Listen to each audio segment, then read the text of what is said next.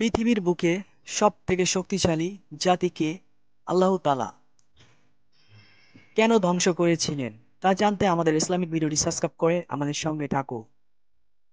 এই জাতির নাম হলো আট জাতি। তারা বিশাল দেহের অধিকারী ছিল।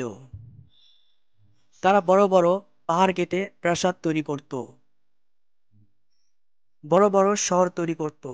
তাদের প্রযুক্তিও আধুনিক ছিল এবং ক্ষমতা অনেক ছিল। এজন্য তাদের মধ্যে অনেক অহংকার তৈরি করত। তারা ভাবতো তাদের মতন শক্তিশালী আর কেউ নেই।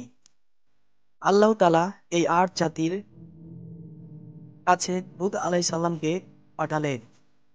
হুদ আলাইহিস সালাম তাদেরকে বলতো, তোমরা অহংকার করো না, তোমরা পাপ কাজে লিপ্ত থেকো না, তোমরা আল্লাহর পথে ফিরে আসো, না হলে আল্লাহ তাআলা তোমাদের উপর কঠিন শাস্তি পাঠাবেন।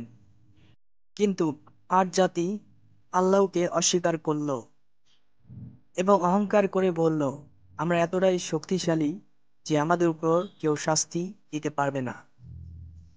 সময় চলে এসেও ধ্বংসের।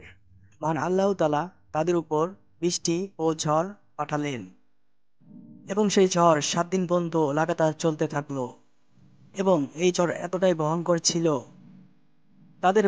তাদের বানানো বড় বড় প্রাসাদ ভেঙে তছনছ হয়ে গিয়েছিল এবং এই আট জাতি পরে মাটির সঙ্গে মিশে গিয়েছিল। সুবহান আল্লাহ! যত বড় পৃথিবীতে শক্তিশালী লোক হোক না কেন, সে আল্লাহর তৈরি, এটা আমার মনে রাখতে হবে সবার। আশা করি ভিডিওটি ভালো লাগলে আমাদের সাবস্ক্রাইব করবেন চ্যানেল ইসলামিক, এবং ভিডিওটি শেয়ার করবেন, লাইক কমেন্টে জানাবেন কেমন লাগলো। আল্লাহ হাফেজ।